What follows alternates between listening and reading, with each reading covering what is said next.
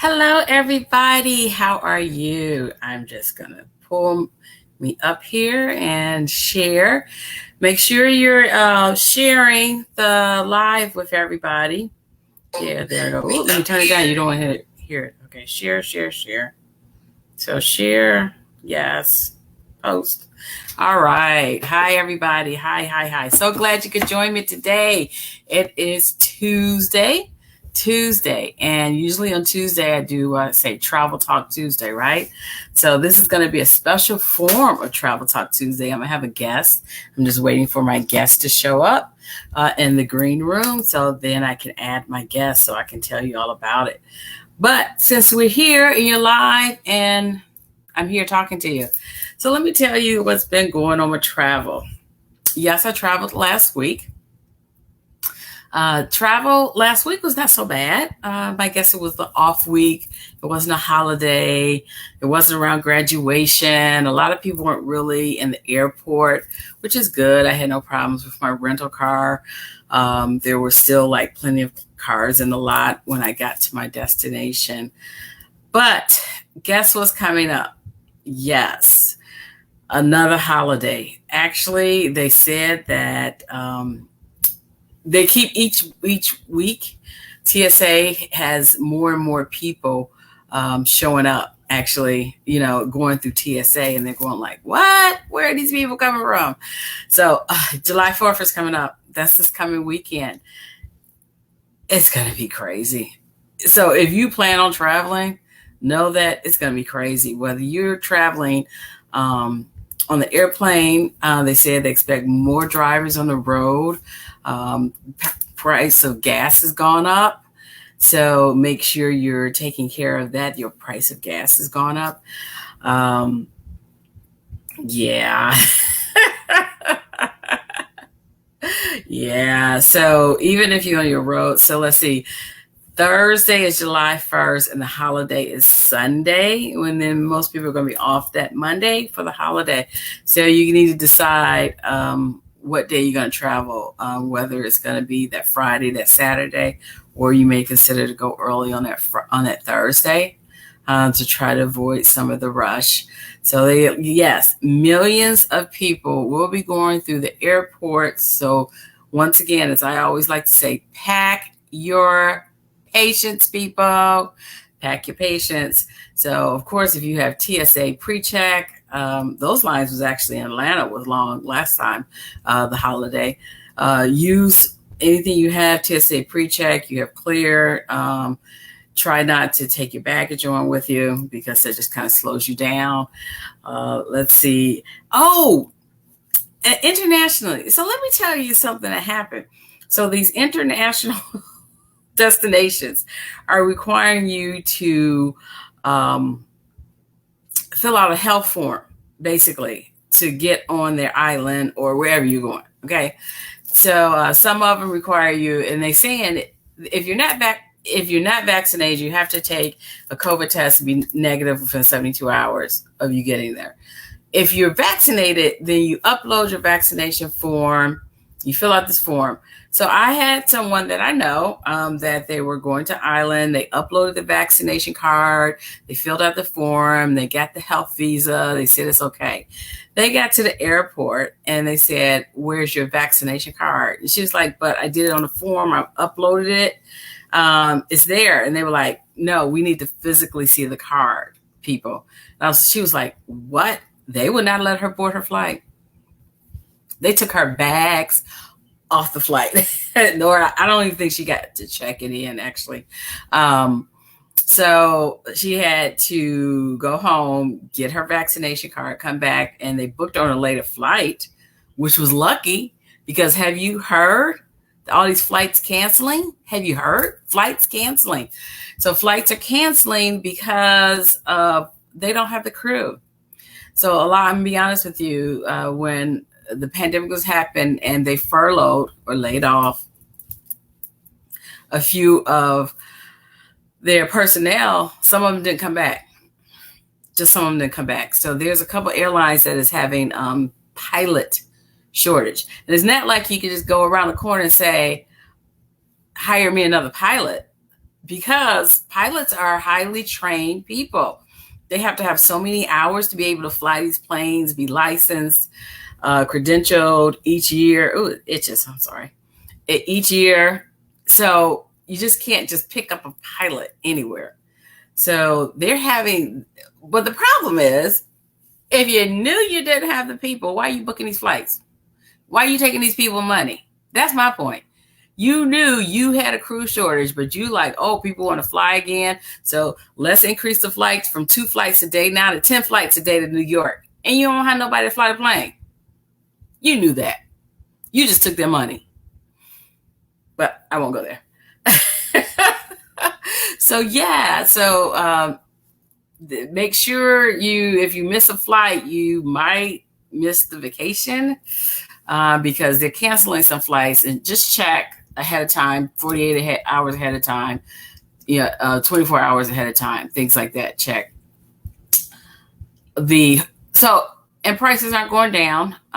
Air flights are high, hotels are high, and they're going up this weekend. So I'm working this weekend. I'm working the holiday. So the same hotel that I stayed in 2 weeks ago is almost double the price this weekend, but that's on them. That's not on me. That's on them. And of course we know what happened with rental cars, but they said more people are traveling. Let me see if my person is trying to text me. So make sure you are looking at that. So the EU has opened it up to us, United States. You can go there, of course. They haven't come out with their vaccination passport yet, but you got to look country to country. If you're vaccinated, some of them let you in, or you have to have the PCR test. I know a lot of people are going to Croatia because Croatia opened first, Greece opened first. But people are going back in lockdown because of the variant. They have an increase. So I hope I got this right because we are in different time zones. I said 8 o'clock Eastern Standard Time. So yeah, she's on, I think, Mountain Time. So hopefully she comes on in. So Australia, I have a friend in Australia said it's just no one can go there. Actually, they had an agreement with back and forth to New Zealand for a while, and they may even close that. And she said it's just been frustrating, all year long. They really have not had a full lifting. She said it's just been frustrating living. She likes living in Australia, but it's just been frustrating. Okay, so come on in. We're going to talk about some things I don't do, and that's why I wanted to bring somebody in to talk about something that I don't do, but it's a very interesting topic. And I said it's tracking, and I want to know what tracking is. I know what it is, but you know what? So yeah, what else on travel? Cruises. I don't want anybody in the cruise industry coming after me. So I'm going to say my words very carefully. Cruises are starting again. A couple cruises did what they call test cruises to see how they do in their information.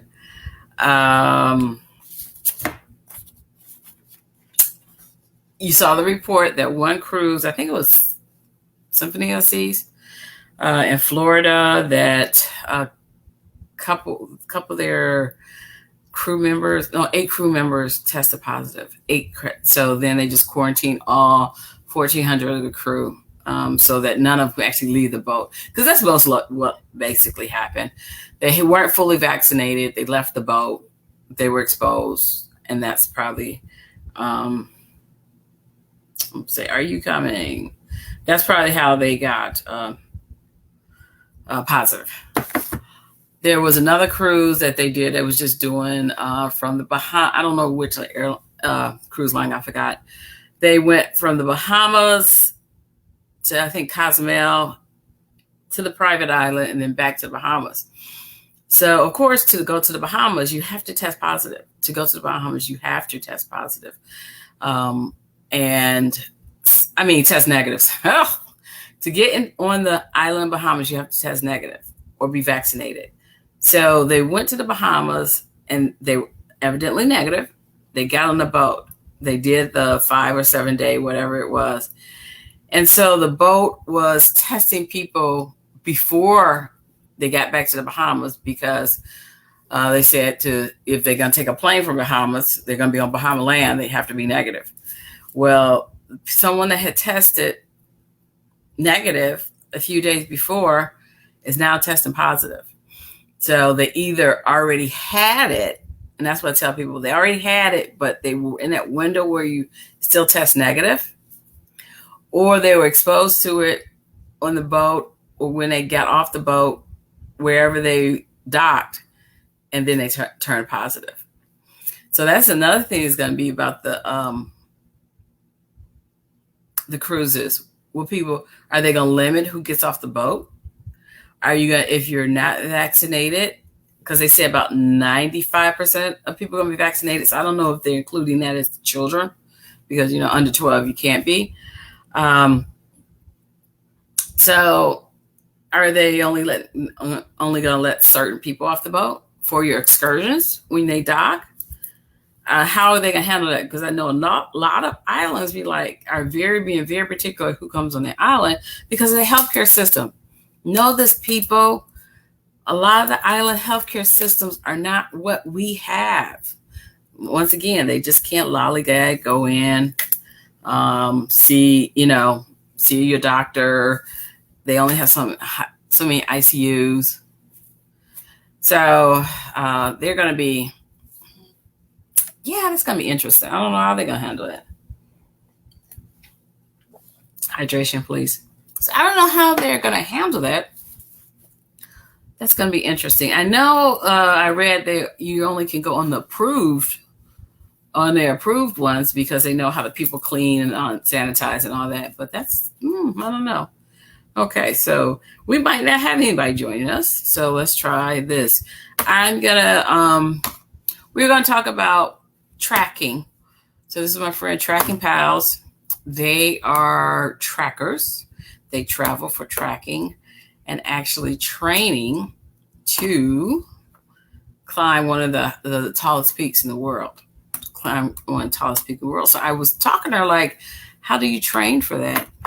What do you do? What do you take when you're traveling? As far, I know how to treat altitude sickness, and I've even had it. I've told you I've had it just going over to New Mexico.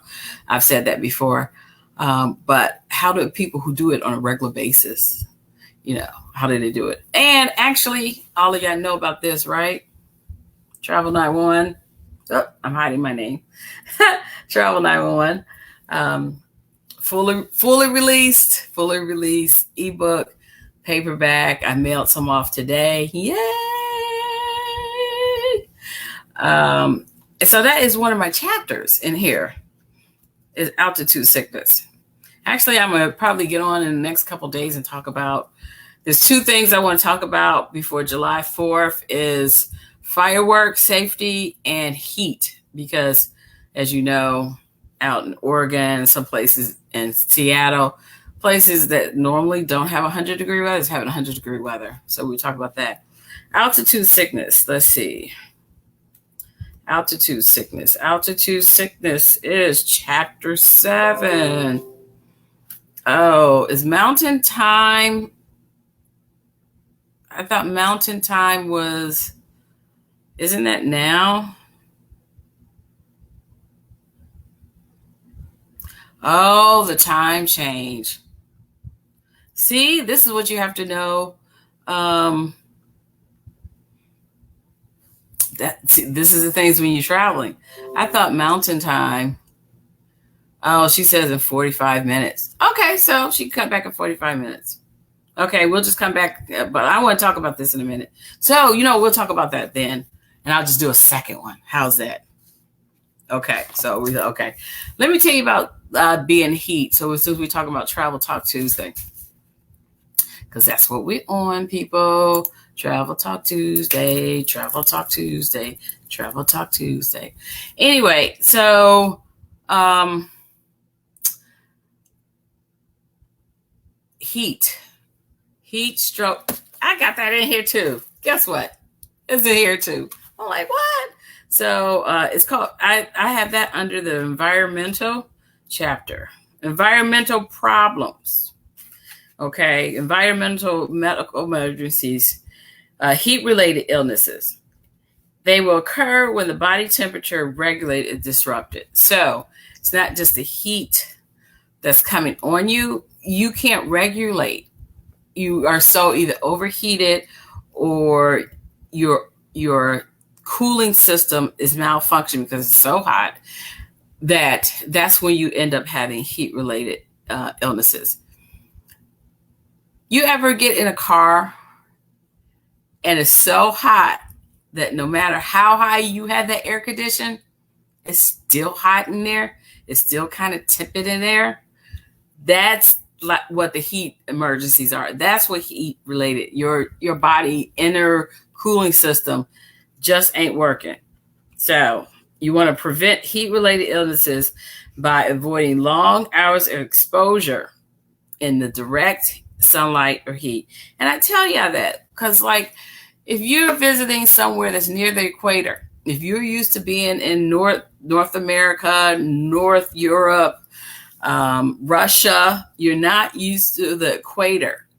Even if you're in the bottom half. So if you're used to being in Australia and New Zealand, you're not used to being around the equator heat, that belt around the equator. And you want to avoid more than 20 minutes between 10 a.m. and 4 p.m. That's when the hottest time is out there. So 20 minutes at a time, if you're in, you're sunbathing, you want to sunbathe, you want to, get a tan, 20 minutes, get out the sun, cover yourself. Because those are UV rays, and UV rays disrupt the skin and can cause skin cancer. So, of course, we know you put your sunscreen on. You did put the sunscreen on, right? And you waited 20 minutes before you went outside, right? Right? Before you were exposed, right? I know you did. All right. So that's so heat related. And so let's go back. What chapter I say? I think it was chapter 8. Chapter 8. Yeah. So there's heat cramps, heat exhaustion, and heat stroke, people. So you always want to have availability to get cool. So if you get overheated or too hot, you or whoever you with, remove them from the direct heat, remove them from the direct sun into a cool place, shade place, hopefully air conditioned, and cool them off. That's the first. The second is get something moist, a towel. They have those cool cooling towels now. Cooling towels where you can, they absorb the coolness. You wet them, you wring them out, you can put them around your neck, on your head. A lot of the athletes, they call cooling towels, and they keep cool in. They're almost like little towel ice packs. So you want to do that. You can moisten people, put mist on them, put a fan on them. One thing is you can put a fan on them and mist them, and that causes the evaporation of the heat. To cool someone off, you would put cold packs or cold things in. Don't use ice, because ice, you can actually get ice burn. Don't put ice directly on the skin, but use something cool. You can put it what we call in the crevices, armpits, groin, that helps to cool it off. That gets to the inner temperature and helps them to cool off. So that's what you want to do for to cool somebody off. Okay. So heat cramps. So heat cramps is when you have muscle spasms, where you're doing things and they just overheat and it's spasming, you feel crampy. That's because you have a buildup, a lot of what we call a lactic acid, or byproduct of the muscle using it. Hydrate. So it can happen when you're overheating. You deplete the salt in your body and you get dehydrated. So that's why you need to hydrate. Stretch the muscles out. if you feel the cramp, a lot of times if you feel to have a cramp, you can massage the cramp out. Like it'll happen in your calves. I think that's where you get it a lot, not so much in the thighs. You get it in calves, in your arm or something like that. Try to massage the cramp out, stretch the muscle, and hydrate, okay? But it's usually due to a salt depletion. Yes, you can rehydrate with an electrolyte solution. You can rehydrate with an electrolyte solution. Try to avoid all the sports drinks because they have high sugar content, and that's only going to make you actually more dehydrated. So rehydrate with an electrolyte solution, okay? Heat exhaustion. So there's heat exhaustion, heat stroke. There's a difference between the two. Heat exhaustion, you're going to be like overly hot. That's what and sweating. Overly sweating.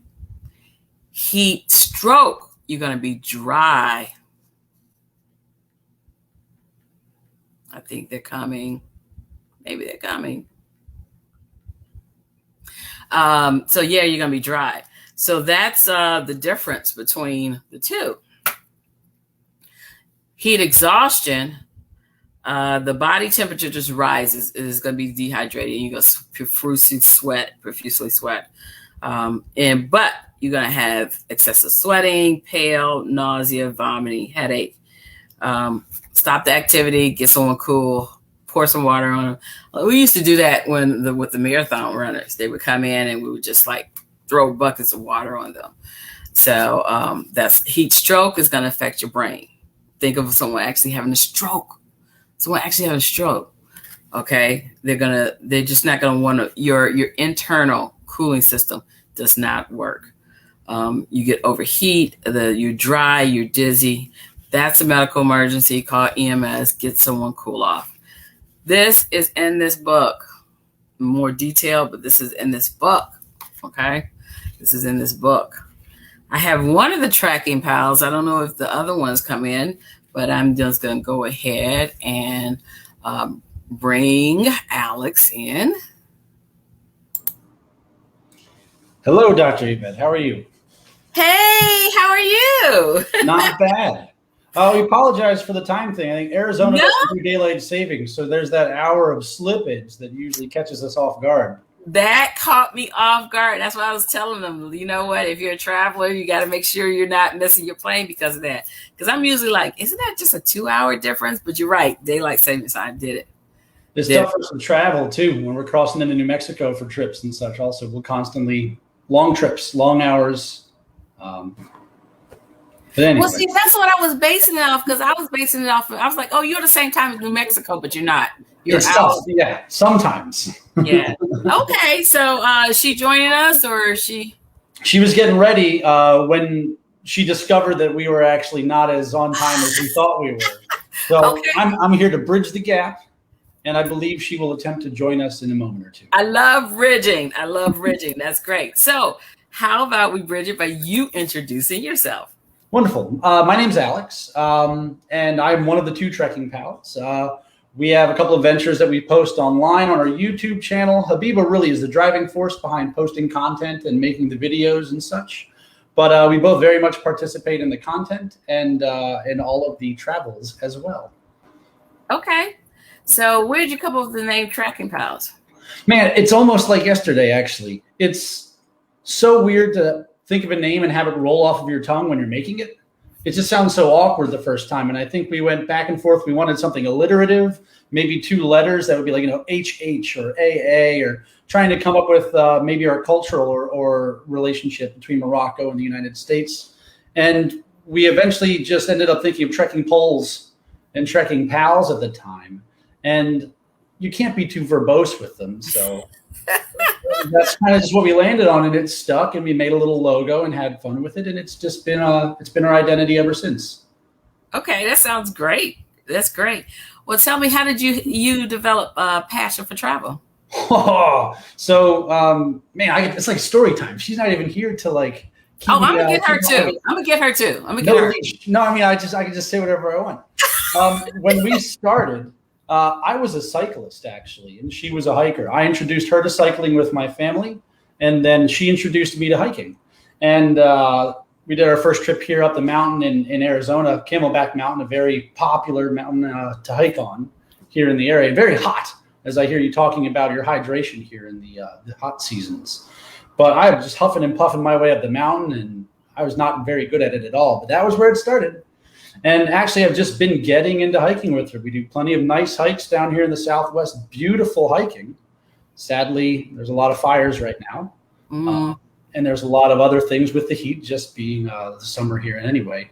But then some of our international trips to Machu Picchu in Peru. We have a trip coming up in August where we're going to Kilimanjaro. And I know Habiba has been very happy to seek out your advice and counsel on the matter so that we're well prepared when we get there. Okay, great. So when you do hike during the heat, since I was talking about heat exhaustion and heat cramps, what do you do when you're out there and you feel yourself overheated? It's interesting. Everybody experiences heat a little bit differently and has a different tolerance to extreme temperatures. So, I mean, definitely I'll dress a lot differently than Habiba might in the moment. But one thing that's universal for us is to stay out of the sun in whatever way we can. And you got to recognize that when you're driving past a construction site down here in the Southwest area, they're not out there with T-shirts and shorts on. They're wearing long pants, long shirts with neck covers. And I prefer to use clothing as my SPF block. And it is important to find clothing with an SPF rating to keep the sun off of me rather than constantly reapplying sunscreen. But I do like to get some sun. But I realize with my current situation, I want to make good choices for the future. So that's a good observation. People in the sun are wearing clothes. So a lot of people feel like, of course, in the beach, you take your clothes off. Sure. That's the point. That's the point. You're in the water. But people don't realize if you're normally in the sun, like when I go to like you said, Egypt and places like that, they're covered. They're not wearing everything off, showing all my skin, thinking that's actually going to cool them off, where it's actually not. And that was a good point to have clothing that has SPF block on it. Because when I'm buying clothes for my niece and nephew, like they're going like for the summer, I was like, make sure the hat. I mean, they even have the swimwear now. He goes swimming with long sleeve shirt that has an SPF block. Sure. No, and when we're wearing a lot of those things, obviously we're going out there with that intention. If we do overheat or we can stop and find some shade, we will obviously undress or unbutton a little bit to just let some of that heat out. But in terms of water then too, we'll do regular water bladders that you would see in a backpack. Wait a minute, hold up. Water bladder? Yep. Is that what they really call it? Oh man, terminology. It's exciting and it crosses some nomenclature boundaries from time to time. Okay. Yep. So it's a bag of water effectively that you can store either in or outside of your backpack. Typically, depending on the size of your backpack, there might be room inside of the bag for that bladder. Or if your bag is a little bit smaller, it might actually rest just outside of the bag between your back and the bag. So you can just have a little tube then, and you don't really need to worry about using your hands to constantly grab a water bottle or where do you store it? Is it bouncing around on your hip? So we usually take 3 liters of water. And one of the rules that people will tell you all the time is always have too much.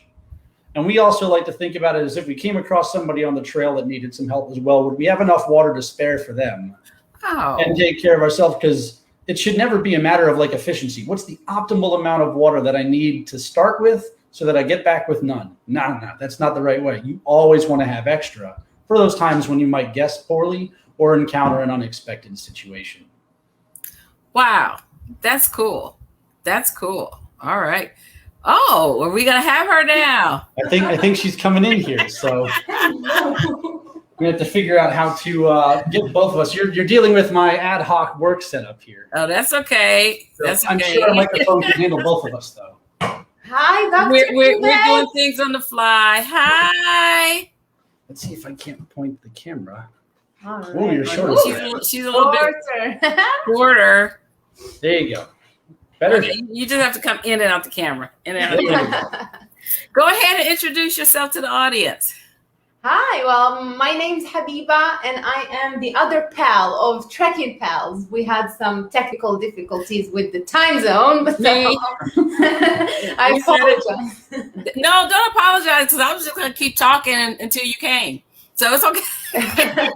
Then no worries. Yeah, so we're really excited to be here. I know that we met first time on Clubhouse, and Yes.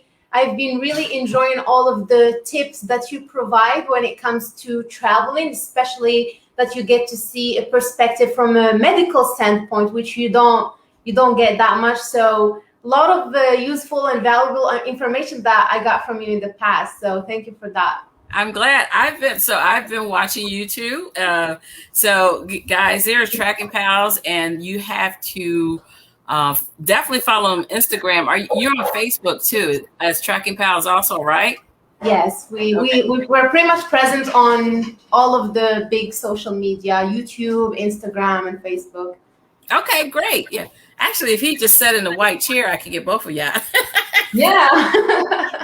But yeah, so great. So answer his question. So he told me about his passion. When did your passion for travel start? Well, my passion for travel, I would say it started since I left my country, Morocco. I was born and raised in Morocco, and the first time I flew to the US, I just came in here for new opportunities and just discover and grow as a person. And it was a very big eye-opening experience for me just to be able to meet different people, different culture, different language. And I think that what ignited that fire or passion to travel. And I feel like over the last few years, we've been doing more of US exploring, just going from state to another and explore the natural beauty that the state has, but really looking forward to more international travels in the future too. Oh, good. So you guys have the name Tracking Pals, and he told me how you guys got it. But how is tracking different than hiking? You take that? See how she hit it off? I think we constantly struggle with the ambiguities there. I would say a trek is a long adventure, and it kind of is meant to symbolize some of our journeys as a whole, overarching across our intended long-term relationship in life and such, as well as the individual hikes. Hikes don't necessarily have to be uphill or downhill. I think they're just shorter-term adventures. I guess trekking would just, in my mind, be longer. And I always imagine poles with trekking. I don't know if that really means anything, but that's just the picture I have in my head. Yeah, I think in general, there are so many, when we got into hiking and backpacking, there are so many terms and a lot of terms, differences between hiking and trekking and through hiking, mountaineering. It's, there are a lot of gray areas between each and every term, but I think like Alex said, trekking is usually an extended period of time where you go on longer expeditions instead of just a day hike or 2 days hiking and backpacking in the wilderness. Okay. And we needed it to be catchy as well, so trekking fit that checkbox as well. So do you always use the poles? We do. I think most of our hikes, we do use trekking poles. And it's funny because when I personally just started hiking, I used to look at people on the trail like, why are they using hiking poles? Oh, I don't need that. But then just with time, you learn that if it's a passion and a hobby that you want to keep on doing for a long time, even when you get older, because using the trekking poles is so helpful to alleviate some of the pressure from your knees, your hips, your back. So I want to be able to do it for the long run. I want to be doing it at 80 years old or 90 years old. So I want to preserve my knees and my back. So whenever I have a chance to use the trekking poles, I will take them with me. Not only that, but I feel like when it comes to safety, they're also important. Like if you are crossing a water stream, you can rely on them for stability. If you are hiking in areas where there is snow, they can help you, like, God forbid, if you were to slide, you can use them to kind of self-arrest per se. So I personally like to take them with me whenever it's possible. And chase away the bears? Yeah, that's true. That's also true. They say with bear encounter, they say that you want to show yourself as a big person and intimidate the bear. And a lot of people would use the hiking poles and just hold them high up to scare the bears away. And let's not forget, going downhill, your ankles can be a big problem as well. And you don't only hike up to the top of a mountain. Here I am saying up and down now with hikes after my earlier statement. Man. But they keep your ankles safe, and they'll help prevent you from harming yourself as well on the way down. A day hike, where you're just going out with maybe a water bottle for a mile or two, they might not be as necessary. But longer hikes, definitely they're helpful. Wow. So it helps with the joint. I never thought of that, though. I'm going to have to start adding that. That's going to be my conversation now. Yeah, thank you for that information. I didn't realize that. I was out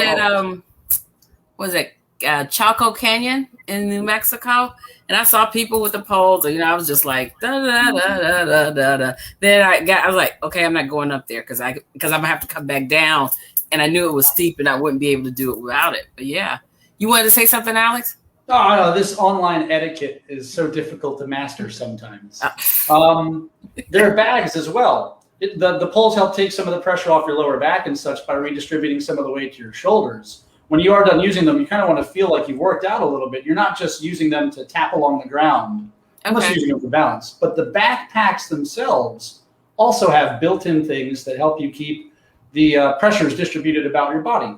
You'll notice some of the more fancy backpacks have hip huggers, if you will, or a big belt that'll go around your midsection. Right. This is meant to actually place all of the weight on your hips. You pull the bag up, rest it on your hips, and pull it tight so that it's not all hanging off of your shoulders. When you get to the end of like wearing a backpack at school, for example, you might feel at the end of a long day carrying around a bunch of bags that your shoulders are killing you.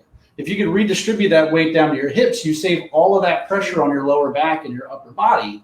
And the bags are actually meant to help support various portions of yourself as well. I got the wrong backpack. Let me put that down. Oh, boy.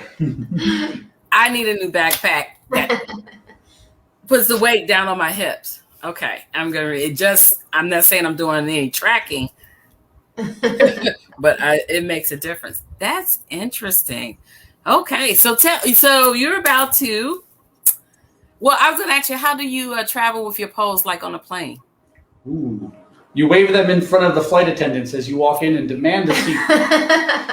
No, so that's actually a good question, because you cannot have them in your carry-on. You can't have your trekking poles because they are considered a potential weapon.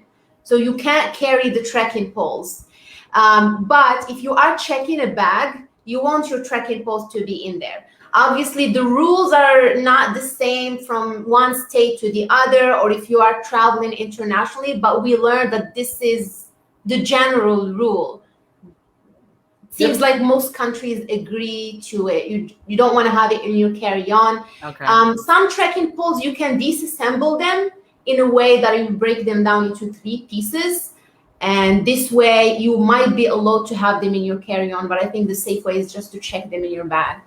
Okay, gotcha. Okay, so tell us about this adventure that's coming up. Yeah. All right. But yeah, so we're obviously on our way to Kilimanjaro, more importantly, Tanzania. We're going to do a little bit of hiking. We're going to do a little bit of safaring, and hopefully a couple of other little random adventures. We were debating originally also going to Kenya because you wanted to check out the giraffes. Yeah. I don't know if it fits our schedule, but there were a couple of other vaccines, including yellow fever and such, that we would have to handle if we were to go into an endemic country, or a country endemic with yellow fever, I should say. Yes, because so yellow fever, what is for people out there who want to know about the vaccines internationally, for if you come straight from the United States, going to a country in Africa, 3 of them require you still show yellow fever. I've had it for years. But if you have yellow fever, you only have to get it once in your life. You don't have to have repeat ones. Okay. Don't let anyone tell you have to have repeat ones. But if you're going from one country to another country that, like he said, is considered endemic or yellow fever is present, then you have to show that you've had the yellow fever vaccine. It actually comes on a yellow card, or ours did. In the United States, it's been hard to get the yellow fever vaccine the last couple of years, or it's been very, very expensive. I know some people that have gone to either Kenya or Nigeria, and they actually can get it right at the airport. Yeah. Is that very expensive at the airport, or no? There's like under $100. Oh wow! I think it was a bit pricey because we never traveled to Tanzania before, so we went to meet with Passport Health, and then they just helped us understand all of the vaccines that are necessary. And I think the yellow fever one was pretty pricey. Yeah, the yellow fever rabies one. Yeah, it's been running about $200 to $300. Like I said, it's been shortened. Now, when you go, that's a good thing. So if you're going to internationally, you go to a travel clinic or Passport Health, or you can go to CDC website and pull down the country to find out what vaccines you have. Now, some vaccines are recommended, which means do you really need it versus required. So I know the yellow fever is required. The rabies one, unless you're going to be running with dogs or playing with the dogs or actually living like in the villages. So I don't know what you're planning on doing. Then you may be exposed to a dog that can bite you. Rabies isn't that prevalent in the United States. So a lot of people don't have that. It gave me pause when they brought it up, because when we went to Peru, we're not used to dogs just running around here. And I believe that I learned that I took that for granted at some point. And we were outside of one or two places of interest, and there were just kind of dogs wrestling and fighting with each other right there while people were waiting for a bus. Yeah, people were taking their kids and putting them up on their shoulder, and I didn't realize I don't plan to come in contact with a wild dog, but that doesn't mean I won't. Yeah. I think the rabies vaccine, though, only gave you more time to get treated. It wasn't a preventative treatment. It was just, instead of only having like 48 hours to get treatment, now you had a week. And we were like, we'll get out of there. Right. Yeah. And most of the time, too, if you do get bit and you can't trace the dog, they're just going to automatically give you that and what we call the immunoglobulin at the same time. So, but it's a lot of shots, but you're going to get a lot of shots. They probably also, with Tanzania, recommended malaria prophylactics. So I got mine the other day. Okay. There's different ones that they get as far as medication. And Habiba, you are from Morocco, which is considered Mediterranean. Sometimes people that's Mediterranean, or me too, have a G6P deficiency. So there's certain medications that we should not take. But there's several different ones. There's, mefloquine, that's Lariam, that people get the strange dreams from, headaches and dreams and fatigue. Most people take either the Melarone or they take the doxycycline. Those are the two they take. Doxycycline, we know, is an antibiotic, but it's also great for malaria, but it's also sun sensitive. So you're not supposed to be in the sun. So it's kind of like, people who go there and are staying like months at a time take the doxycycline more than they do. Otherwise, if I tell people if they're going to be there just 1 or 2 weeks, Melarone usually works well for anti-malaria for that. There's other theories out there, and some people say all natural, but you don't want malaria. I just tell people it's worth not getting malaria, because when you get malaria, you're very, very sick. You're very, very sick. So yeah. Oh, so Tanzania. So I've been to Tanzania. Yes, I remember saying I love it. I did not do Mount Kilimanjaro. I looked at it. I waved at it. I said, that is so beautiful. And I did the safari. But how are you actually training to do Mount Kilimanjaro? We have been training, I would say, for about 2 months now, just on and off. But I think the big challenge with Mount Kilimanjaro is the high elevation. And they really recommend that besides the usual training, cardio, and then strength training, you want to be at altitude, understand how your body handles the altitude, and the altitude, not the altitude. And then you want to be able to hike for an extended amount of time. So we've been doing a lot of hiking at altitude. I think I heard Alex talking about our recent hike in New Mexico. So we've been hiking up to 12,000 feet, 13,000 feet, just to see how our body is going to handle the elevation. We have climbed up to 17,000 feet in the past, but it never, you still have to train. It doesn't matter. It's not that your body registered and then you will be fine. And then also, I think from talking to our doctors and such, there's some medication that we can take to help us with elevation, like Diamox. So that's definitely something. We never took Diamox before. We just try to follow the tips that, the doctors provide as far as drinking, hydrating, avoiding alcohol. But I think this time we're going to probably try Diamox just so that we have a better experience at altitude. So where in the United States is 14,000 feet? Not many places. Yeah, not many. So we've got 13,000 feet. We were at the highest peak in New Mexico the other weekend. Wheeler Peak. I think. Yeah, it's in the Carson National Forest wilderness area there. It's really nice. I mean, I personally didn't expect it to be that beautiful. It was a tough climb, but it was still so beautiful. Usually you think of New Mexico as dry and barren and not much going on. And then we got up high and it's alpine lakes and forests and wildlife. It was amazing. It was one of the best hikes. Well, same for Arizona. We have Flagstaff, and the highest peak in Arizona is 12,633 feet. And we did that the other week. Our problem is we came from Phoenix, which is about 1,600 feet, and we went overnight and then climbed the mountain, gaining about 10,000 feet in about a less than 24-hour period. We had a little bit of a headache on the way down. For Mount Wheeler, we went there a day or two in advance, and we did a little bit of camping, and we felt fantastic comparatively. I am so glad you said that, because that's exactly what you're supposed to do. You're supposed to acclimate yourself. They say no more than 7,000 to 8,000 feet in a 24-hour period. So that's probably when you did it, like in Flagstaff, when at that 10,000 feet, you started to feel the headache and the altitude sickness, and and if you start to feel and get delirious and you can't breathe, you need to go down. So that's what they tell you. So when it starts to affect your lungs, it's affecting your heart and it's affecting your brain, you need to go down at least 2,000 feet. So yeah, no more than 7 to 8. And I know most people I know that do Mount Kilimanjaro, it takes them anywhere between 7 to 9 days to do that. Is that what they told you it's going to take? Yes, ours is 8 days, right? I think it's 8 days. And it's interesting and sometimes misleading. You hear that and you think that means you go up in 8 days. It's really 6 days up, 2 days down.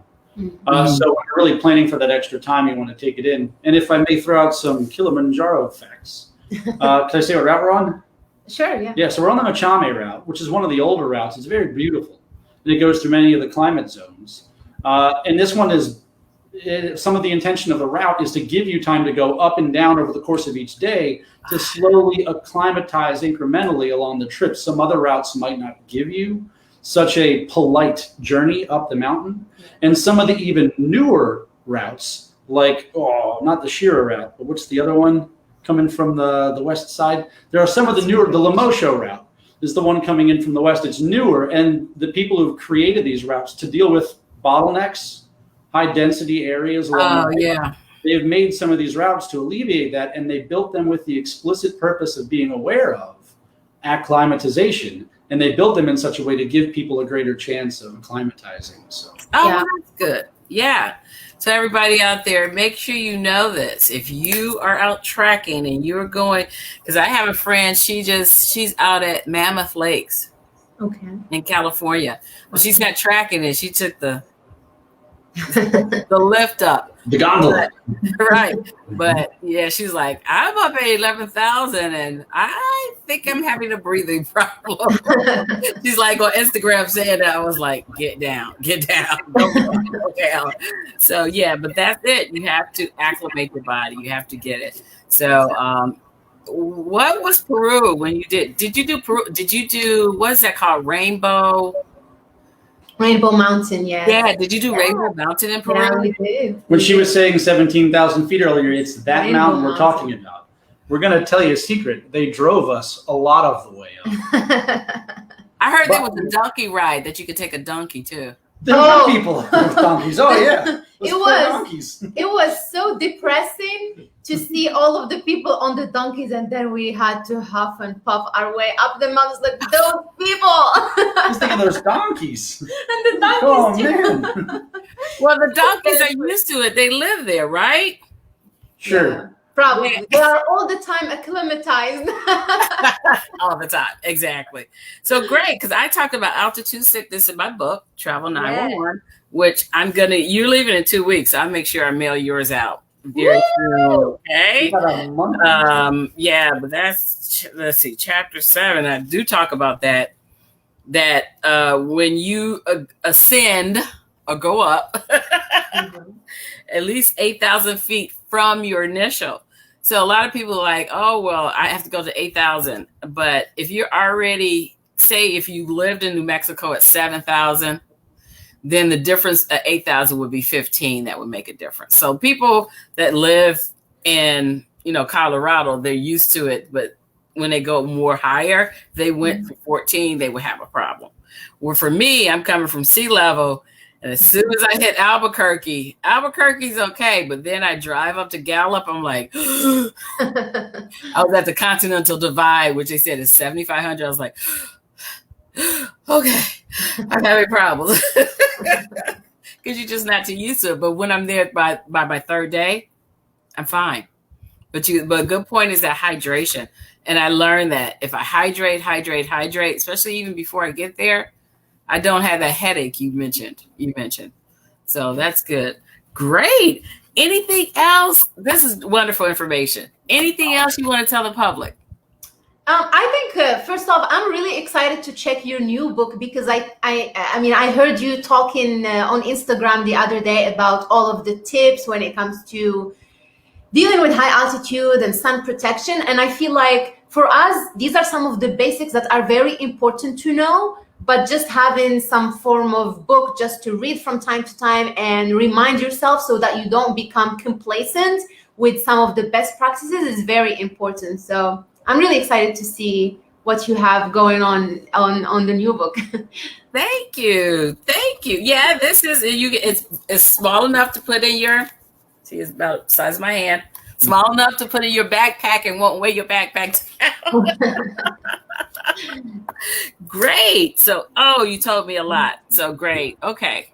Anything else you want to add? Tell them how they can follow you. Ooh.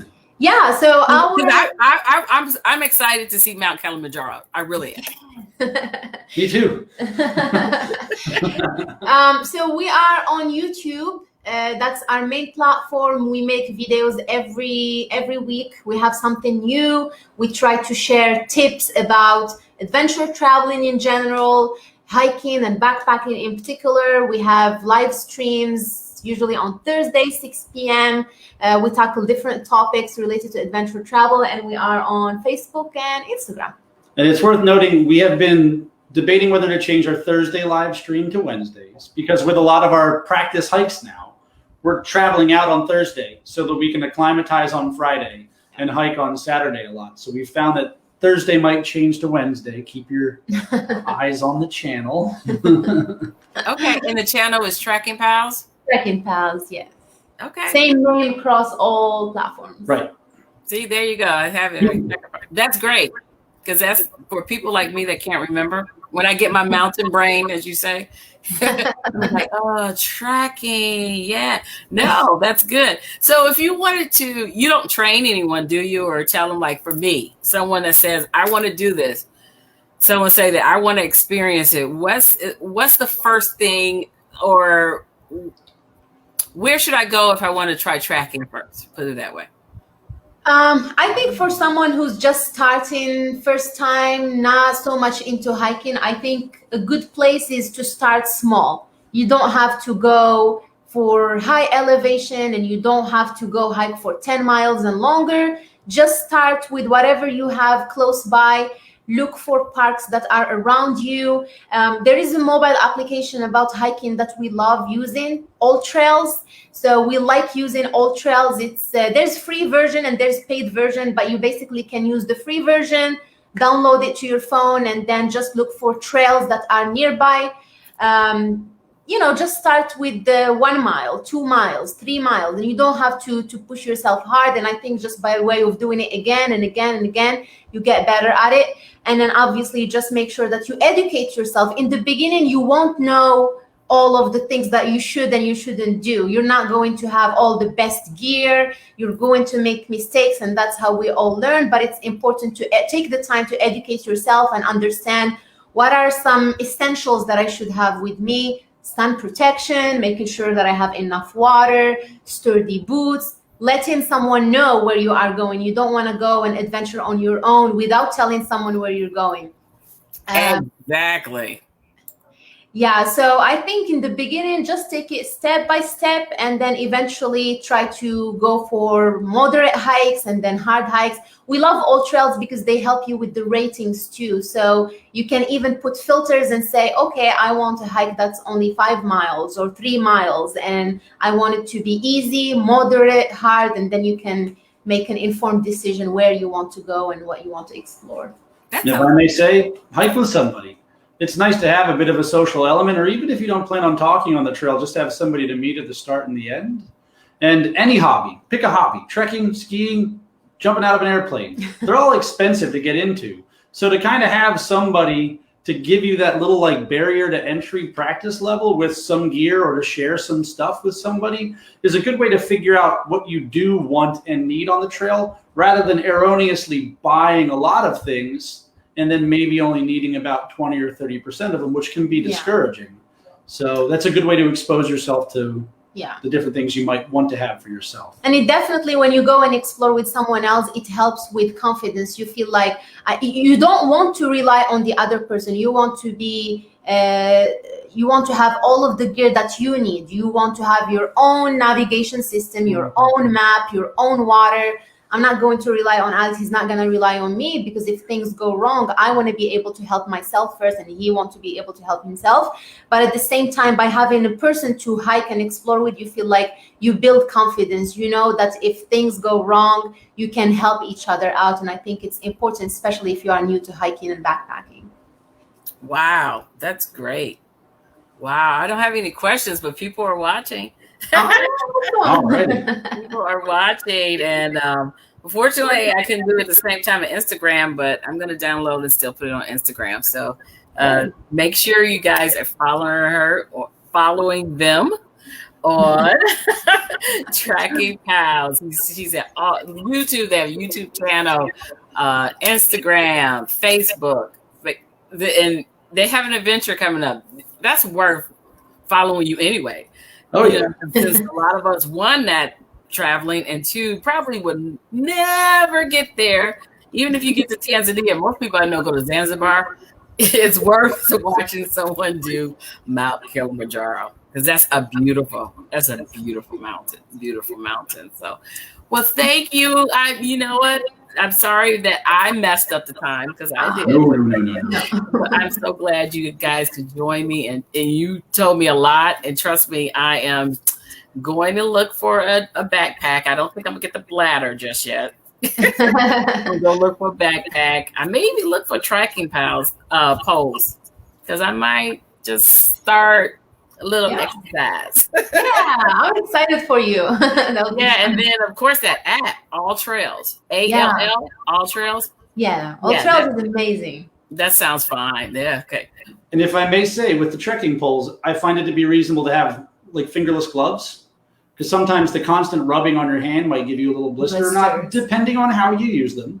But it's just a convenient call out. Plus, I don't have to worry about burning the back of my hands all day, because now they're facing up or differently because I'm holding the pole. So, well, that makes sense, because even people that use walkers all the time either put something on the walker or wear gloves. So that makes sense. Yeah. So great.